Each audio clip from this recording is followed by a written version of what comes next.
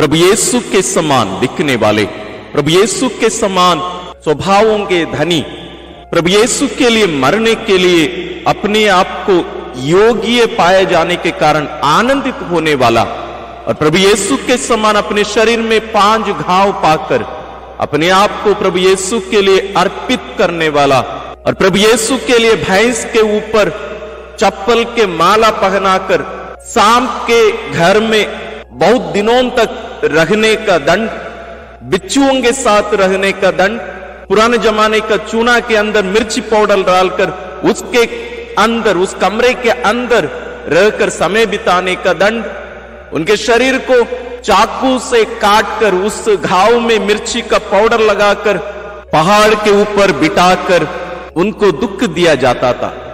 एक मूवी में आने वाली एक कहानी नहीं, ये और कोई नहीं, भारत के प्रथम लोक धर्मी संत देव सहायम 2023 का कैलेंडर को यदि आप देखें, आपके घर में कैलेंडर है, उसमें एक चित्र दिया हुआ है। वास्तव में 2022 के कैलेंडर में भी इनका चित्र था, और उनके चेहरे को देखकर जरूर लोगों को लगेगा कि ये जरूर प्रभु यीशु ख्रिस्त है। उनके चित्र के नीचे, पिक्चर के नीचे उनका नाम लिखा हुआ है, अन्यथा लोग जरूर ये सोचते कि ये प्रभु यीशु ख्रिस्त को दक्षिण भारत के लोग धोती पहनाकर अपने रीति रिवाज के अनुसार, अपनी संस्कृति के अनुसार उनको कपड़ा पहना लिए हैं। वास्तव में वो नहीं, यह है संत देव सहाय। आइए हम इनके बारे में थोड़ा सा गहरे रूप से जाने और इनसे कुछ सीख लें। इनका जन्म 1712 में नट्टालम नामक गांव में, जो कि आज के तमिलनाडु के कन्याकुमारी जिला में है। उनके पिताजी का नाम था वासुदेव नंबूदिरी और उनकी मां देवकी अम्माள்। उनके पिताजी ब्राह्मण थे और उनकी मां नायर समुदाय की थी। बचपन में उनका नाम नीलकंठन था। जैसे आपको ज्ञात होगा, शुरुआती दिनों में जैसे आज भारत में बहुत सारे प्रदेश हैं, वैसे शुरुआती दिनों में नहीं था। तो उस समय अलग अलग राजा राज्य करते थे। तो दक्षिण में, यानी आज का कन्याकुमारी से लेकर केरल का कोच्चि तक, ये सब एक राज्य था। ट्रांकूर राज्य या तिरुवांकूर राज्य तमिल में बोलते हैं। तो इसका राजा था उस समय मार्तांड वर्मा। उनकी सेना में एक प्रमुख व्यक्ति के रूप में नीलकंठन यानी संत देव सहायम कार्यरत थे। उन्हें 3 भाषाएं आती थी, तमिल, मलयालम, संस्कृत, और इसके साथ साथ युद्ध में भी वे बहुत ही विशेष प्रशिक्षण पाए हुए एक व्यक्ति थे। और राजमहल में राजा के एक दोस्त के रूप में ये देखे जाते थे। कहा जाता है कि राजा इनसे भी सलाह लिया करते थे। भले ये छोटे उम्र के थे, फिर भी राजा के लिए और राजमहल में रहने वाले उच्चतर लोगों के विशेष व्यक्ति, प्रिय व्यक्ति माने जाते थे। ये अच्छे गुणों के धनी थे, जैसे प्रारंभ में मैंने कहा था। और इनकी शादी उन्हीं के समुदाय की ही भार्गवी अम्माள் के साथ हुई थी। सन 1741 में 1741 में डच सेना ट्रांकूर पर आक्रमण किया था। शायद हमारे उत्तर भारत में इन सब के बारे में कोई जानकारी नहीं है। उस समय ही यानी 1741 में ही राजा मार्तांड वर्मा की सेना डच की सेना को हरा दी थी, और इसको कुड़चल वार के नाम से जानते हैं। और वहां आज भी इसकी स्मृति में एक स्मृति चिन्ह, एक खंभा वहां बनाकर रखा हुआ है पत्थर का, आज भी है वो। इस युद्ध में सेना का सेनापति दिलनाई यानी डच की सेना के सेनापति और उनके साथ 23 सैनिकों को बंदी बनाकर इन लोग ट्रांकूर राजा के सामने पेश किए और इनको मृत्युदंड दी गई थी। लेकिन इनके अच्छे व्यवहार के कारण इन्हें मृत्युदंड से बचाया गया। लेकिन बाद में जब दिलनाई और उनके साथी राजा के लिए कार्य करने के लिए इच्छा जताए, तो राजा इन्हें ट्रांकूर की सेना का आधुनिकीकरण की जिम्मेदारी दी गई थी।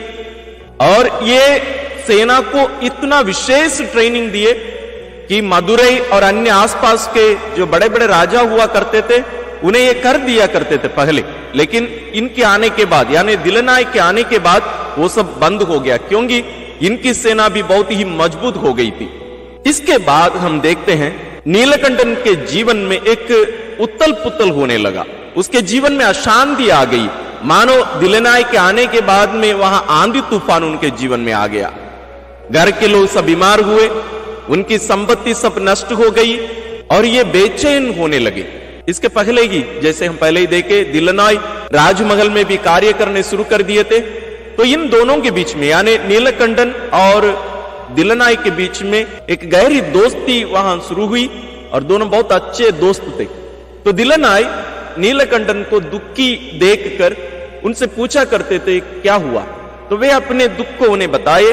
तो दिलनाय उन्हें पवित्र बाइबल में जो जीवनी है अय्यूब की, उनके बारे में उन्हें बताने लगे और नीलकंठन इनकी जीवनी सुनकर उनकी दृष्टिकोण से यानी जिस दृष्टिकोण को उन्हें दिलनाय पहली बार बताए उस दृष्टिकोण से अपने जीवन को देखने लगे और हर दिन ये धर्म शिक्षा यानी प्रभु यीशु के बारे में, पवित्र वचन के बारे में दिलनाय से सीखने लगे और धीरे धीरे अनजाने में ही नीलकंठन प्रभु यीशु से प्यार करने लगे। और यहां हम देखते हैं एक अच्छा दोस्त वो नहीं जो हमें पैसा देता है, लेकिन सबसे अच्छा दोस्त वो है जो हमें प्रभु यीशु को देता है। दिलनाय उन्हें धन दौलत नहीं दी, उन्हें केवल कोई सलाह नहीं दिए, वास्तव में उन्हें प्रभु यीशु को दिए। और हम देखते हैं नीलकंठन की जिंदगी पूर्ण रूप से बदल गई। वो प्रभु यीशु को अपनाने के लिए तैयार हो गए, लेकिन उनको मालूम था यदि वे क्रिस्तीय विश्वास को अपनाते उन्हें मृत्यु दंड भी दी जा सकती थी, क्योंकि उस समय केवल गरीब लाचार लोग और नीच जाति के लोग प्रभु यीशु को अपनाए थे। हम यहां देख रहे हैं 18वीं सदी की बात है ये, लेकिन 16वीं सदी में ही संत फ्रांसिस जेवियर उन इलाकाओं में आकर मछुआरे लोगों को सुसमाचार सुनाकर हजारों लाखों लोगों को क्रिस्तीय विश्वास में पहले ही ला दिए। लेकिन नीलकंठन ऊंचे जाति के हैं, ये ब्राह्मण है, तो इन्हें क्रिस्तीय विश्वास को अपनाना मतलब मृत्यु को गले लगाने के समान है। लेकिन ये धीरे धीरे विश्वास में बढ़ते गए, तो दिलनाय से अनुरोध किए कि मुझे क्रिस्तीय विश्वास में प्रवेश करने के लिए मुझे और कहीं आसपास के कोई चर्च के लिए चिट्ठी लिखवाने के लिए अनुरोध किए। तो इसलिए पास में वडक्कनकुलम नामक एक पल्ली है, पास में बोलने से वास्तव में बहुत दूरी में है वो। वडक्कनकुलम ट्रांकूर राज्य के बाहर अन्य राज्य में आता है, इसलिए दिलनाय नीलकंठन को यानी देवसहायम पिल्लई को वहां उस पल्ली में जो फादर हैं उनके पास भेजे। वहां यीशु समाजी फादर कार्यरत थे, वे डर गए वास्तव में, तो वे भी देखना चाह रहे थे कि इनका विश्वास कितना दृढ़ है, इसलिए बपतिस्मा देने से इनकार किए। वे कहे कि अब आपको धर्म शिक्षा और भी गहरे रूप से पाने की जरूरत है। लेकिन नीलकंठन इन बातों से घबराए नहीं, लेकिन प्रभु यीशु को गहरे रूप से और भी जानने के लिए उत्सुकता प्रकट किए, वो इच्छा प्रकट किए। और इस प्रकार 9 महीनों के इंतजार के बाद 14 मई 1745 को 1745 को फादर नीलकंठन को बपतिस्मा दिए और उनका नाम बदलकर देवसहायम रख दिया गया। वास्तव में देवसहायम लाजरुस नाम का तमिल अनुवाद है। उस समय इनका उम्र था 32 साल और इससे वे आनंदित हो गए। वे इसके बारे में लोगों से कहे कि उन्हें स्वर्गीय अनुभव मिला। इसके बाद वे अपनी पत्नी को भी क्रिस्तीय विश्वास में आने के लिए प्रेरित किए और शुरुआती डर और हिचकिचाहट के बाद भार्गवी अम्माल यानी उनकी पत्नी बपतिस्मा ग्रहण की उसी चर्च में वडक्कनकुलम में, और बपतिस्मा के समय उनको न्यानप्पू जो कि तेरेसा का तमिल अनुवाद है, इस नाम को उन्हें दिया गया और ये दोनों विश्वास में आगे बढ़ते गए। जैसे मैंने कहा वहां क्रिस्तीय बनकर जीना आसान नहीं था, इसलिए इनके दोस्त लोग इसके बारे में राजा को शिकायत किए और राजा इन्हें बुलाकर इन्हें समझाने की कोशिश किए, लेकिन ये माने नहीं।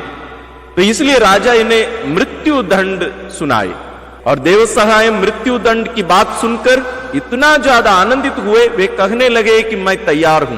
क्योंकि प्रारंभिक कलीसिया में जैसे शिष्य लोग प्रभु यीशु के नाम के कारण दंडित किए जाने के लिए योग्य पाए जाने से आनंदित हो उठते थे, उसी प्रकार यहां देव सहायम भी प्रभु के लिए मरने योग्य पाए जाने का एक आनंद का अनुभव किए। लेकिन इसके तुरंत बाद एक भविष्य वक्ता राजा के पास आकर उन्हें बताए कि इसको नहीं मरवाना है, यदि आप इसको मरवाएंगे तो आपको बहुत बड़ी विपत्ति का सामना करना पड़ेगा। इसलिए राजा उनकी आज्ञा को रद्द किए। लेकिन इस कारण देव सहायम को बहुत दुख हुआ, क्योंकि वे प्रभु यीशु के लिए शहीद नहीं बन पाए। लेकिन राजा उन्हें अपने आसपास में रहने नहीं दिए, वे सैनिकों के हवाले उनको कर दिए। सैनिक लोग उन्हें अलग अलग जगह ले जाया करते थे। जैसे प्रारंभ में मैंने कहा, उन्हें चप्पल का माला पहनाकर भैंस के ऊपर बिठाकर गांव गांव घुमाते थे, ताकि दूसरे कोई बड़े जाति के लोग इस क्रिस्तीय विश्वास को नीच जाति के लोगों के इस धर्म को ना अपनाए। और उन्हें बिच्छू के साथ, सांप के साथ दिन रात बिताना पड़ा एक बंद कमरे में। और एक बंद कमरे में एक मटके में चूना डालकर, चूना में पानी डालने से, पुराने जमाने का चूना, उसके अंदर आप हाथ डाल देंगे तो जल जाएगा, उसके अंदर मिर्ची पाउडर डाले, और वहां आप कल्पना कर सकते हैं वहां की स्थिति क्या रहती होगी। लेकिन इनके चेहरे को उसके ऊपर रखकर उन्हें दंड दिया जाता था, और उनके शरीर को चाकू से घायल कर देते थे, और उन घावों में मिर्ची पाउडर भरकर उन्हें धूप में, वो भी पहाड़ के ऊपर, लिटा देते थे। उन्हें उसका भी दुख सहना पड़ा। ये एक दिन दो दिन नहीं, बहुत बार ऐसे हुआ। उन्हें पानी पीने के लिए नहीं दिया जाता था, तो पहाड़ में जो वर्षा के समय जो पानी पड़ा रहता था, इकट्ठा हुआ रहता था, जिसमें पत्ता सब गिरकर सड़कर वो गंदा पानी रहता था, उसी को ही पीने के लिए देते थे। लेकिन वे ईश्वर का नाम लेकर, आशीष देकर उनको भी पिया करते थे।